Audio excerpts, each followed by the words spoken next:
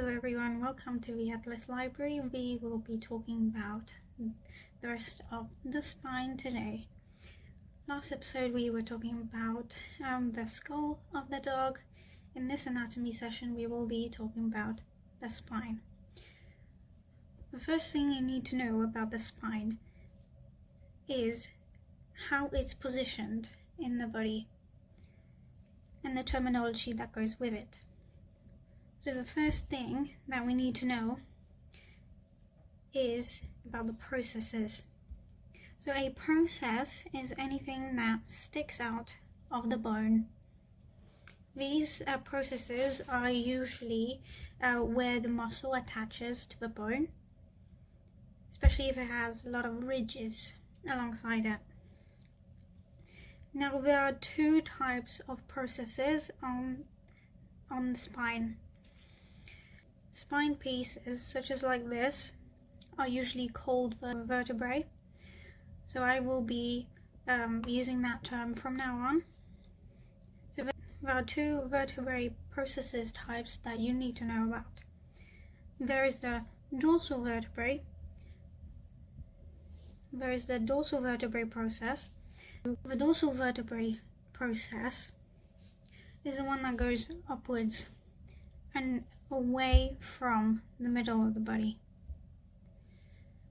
Dorsal just means up the skeleton.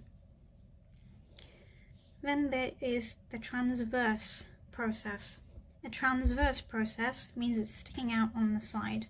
It's going away from the middle of the body to the left or the right. This is an example of the thoracic vertebrae. This is where the rib attaches to. And this is the lumbar vertebrae, right after the thoracic vertebrae. The basics down, we can move on to the rest of the vertebrae skeleton. So first off, we have the cervical vertebrae. Now, the cervical vertebrae is often abbreviated to C and then the number of the vertebrae. It goes numerically, Atlas being the first vertebrae, or C1. Now, as you can see highlighted here, the Atlas has a transverse process. So the process is sticking out to the side. And the axis, the second vertebrae, or C2, has a dorsal process sticking out right here on the top. Now, Atlas and axis are very important vertebrae because they work together to help you rotate the head. This is where all the head rotation goes. Now moving on to the thoracic vertebrae, often abbreviated to T and then the number. Thoracic vertebrae, as highlighted, is mostly with dorsal processes. Now these dorsal processes are where all of the back muscles attach to. Muscles like the trapezius, for example. This is also where all of the ribs come from. Every single one of the ribs is attached to a thoracic vertebrae. Now if we move down to the thorax, underneath the ribs, where the ribs attach to, just down there, that is called the sternum. You can feel the sternum on the very middle of your chest.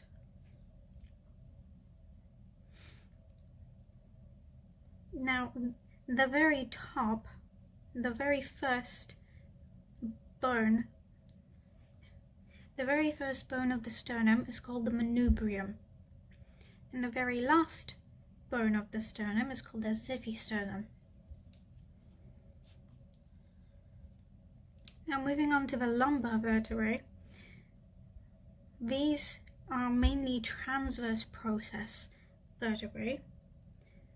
and these go from the thoracic vertebrae to the sacrum.